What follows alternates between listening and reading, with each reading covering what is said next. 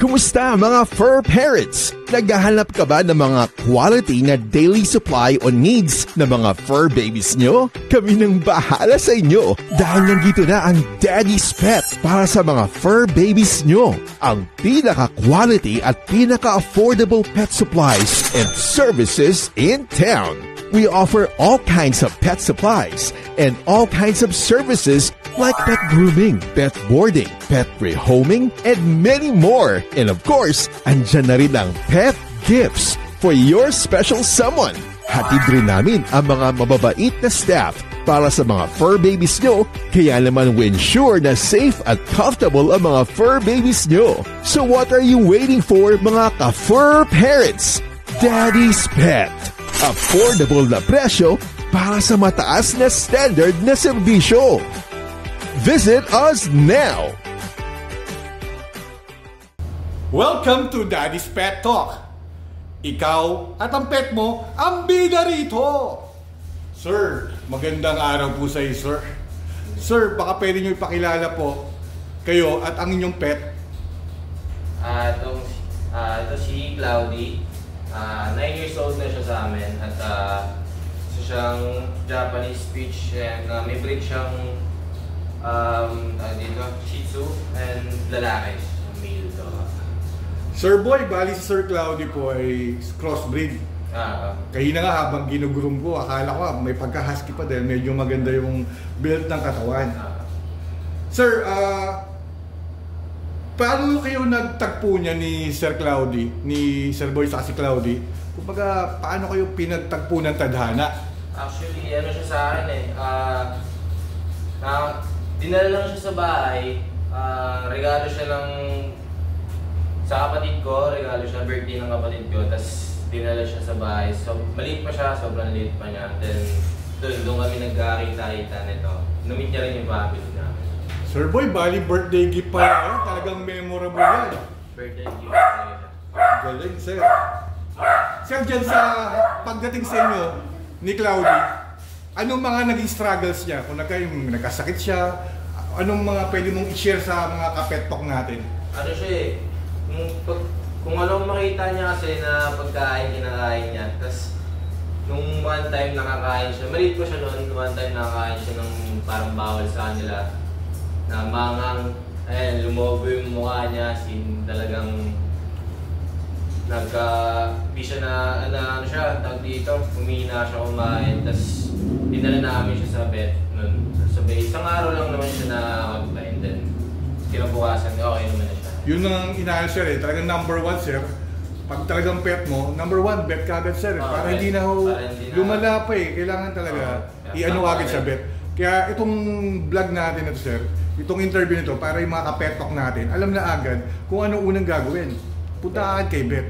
Lalo na, alaga mo yan Pwede, sir Boy, yung favorite banding yung dalawa, anong favorite banding yun ni Cloudy? Tuwing umaga, ito, nagja-jogging kami na ito tuwing umaga. Ayos kasi athletics sir yung katawan mo jogging kami na ito, kasi bis mapagod Kaya, ano lang, papawis lang kami yan. Kaya yun lang, jogging umaga.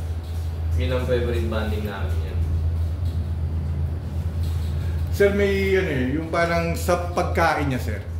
Ano yung may special na pagkain ba siya na inihain niyo po? Paborito na ito, dog food, tsaka yung chicken na raw. Yan. Paborito niya, raw lang na chicken. Talagang laga lang po ba siya? Pakuluan lang. Paborito yan. Sabay dog food, halo-halo, mix mo siya. Hindi na nagkakanin kaya niya sa kanin. Yun talaga talagang tinatawag na marami siyang ulam yun. Chicken talaga ang mga paborito ng mga yan sir Sir, yung dumating si Cloudy, di ba gift siya sa iyo sa kapatid mo? Siyempre may tinatawag sir na yung parang nag-bond yung pamilya nyo. Paano pwede mo ikwento nung dumating si Cloudy sa buhay niyo sir, sa pamilya mo po? Ano siya? Tawag dito. Siya yung makulit siya siya yung bumubuhay din sa amin sa loob ng bahay. Kasi una siyang parang pet namin na tumagal. Siya talaga. At makulit talaga Kaya ang tanggal stress sa amin. Kasi lahat sa amin. Stress free sir? Oo, yun. Kasi lahat sa amin nag-work naman na bali pag-uwi, siya lang laging sumasalubong sa amin, ganyan. Lahat kami sinasalubong niya, binibigyan niya kami ng kakulitan, kaya natatanggal yung stress sa amin pag-uwi. Sir, siyempre, pinagdaanan ni Claudio yung lockdown pandemic. Sir, anong mas share mo dun yung talagang nakaka-lockdown? Yun lang, hindi lang talaga siya makakalabas nun. Doon lang kami sa bahay nito. Doon lang siya sa loob. Yun lang, malungkot lang din siya kasi hindi nga nakakalabas yung pandemic. Doon lang gala siya. Doon lang siya sa bahay namin na wala, kami lang hindi kasama niya. Sir, may tinatawag kasing alpha. Yung talagang kung sino lang sinusunod niya. Sa pamilya niyo, sir, may alpha ba po o lahat alpha? Ang pinaka-alpha nito, airpod ko.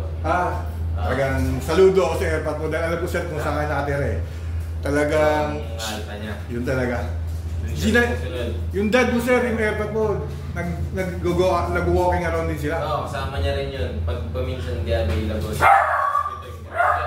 Pag paminsan hindi ako available, yun, si airpod lagi yung kasama. Kasi sir, talagang sa kapetpok natin, mas maganda talaga pong nilalakad para yung stressful, yung mga stress-free sa exercise ng katawan, sir. Exercise ng bulky. Tapos sir, kumbaga, yung daily living nyo na sir, dumating na si Cloudy, talagang pagdating ba sa gabi, talagang may tinatabihan ba sa inyo sa pagtulog or may pwesto siya? Sa akin, paggabi na pag natutulog sa akin, tumatabi. Katabi ko to, sa ulo ko lagi yun. Diba, pagtas niya maglaro, ako, nakahiga na ako. Siya, pagtas niya maglaro, diretso yan sa akin, sa ulo ko yan nakahiga. Diretso. Sir, may mga, may mga kapetok tayo na first timer na gustong mag-alaga. Sir, anong ma-advise mo sa kanila?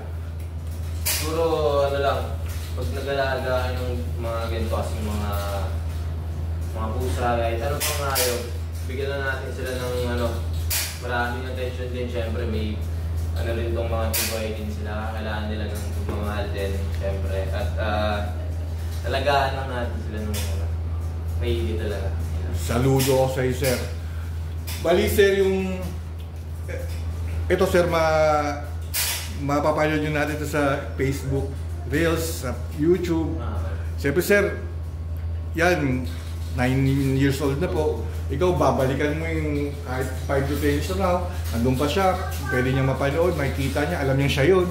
Kasi alam naman natin, matatalino yan. Sir, anong message mo kay Cloudy? Yung talagang 5 to 10 years from now, sir?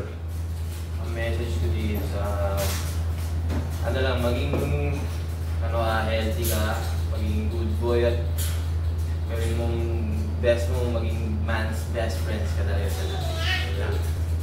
Sir, ito po sir. Bali, siyempre, yung message mo na yun, yung ipapangako mo sir habang siya'y nandito sa ating lady sir. Papangako sa kanya, dito lang kami ng buong pamahalagaan na namin ng maigi at mamahal. Yun sir yun isa sa mga gusto kong i-share dito sa vlog na to sir. Sa interview na to, yung mga first timer natin, na kung paano yung affection ng dogs sa kawan ng family, malaking bagay sir. Sir, kumbaga alam ko ang trato nyo dyan, part of the family sir. Sir, pag nagmumol ba kayo, sinasama nyo ba si Cloudy? Kasama to palagi. Pag nagmumol, kailangan naka-aircon din to. Talagang hingal-hingal Sa mga provinces, dinadala niyo rin siya? Sa probinsya niyo, gano'n, kung may province kayo. Malayo ang gahin. Hindi siya komportable. Talagang mall lang. Mall lang, ganyan. Sir, kunyari, may pinunta kayong resort, kasama rin ba siya? Sa mga malapit na resort, pero swimming din naman siya. Pag ginagala namin sa mga resort. Malaking bagay po talaga kayo sir. Saka alam ko pong napakaswerte sa inyo ni Cloudy. Dahil alam ko naman na kung gaano nyo kamahal si Cloudy, sir. Kami, sir, dito sa Daddy's Pet Talk po, kami po yung taas kamay na nagpapasalamat sa gaya nyo, sir, na nagmamahal sa ating mga pet. Kaya dito, sir, sa Daddy's Pet Talk, sir, ikaw at ang pet mo, ang bida rito, sir. Maraming salamat, sir. It's our pleasure, sir. Maraming salamat, sir Boy. Thank you po. Thank you, sir. Sir.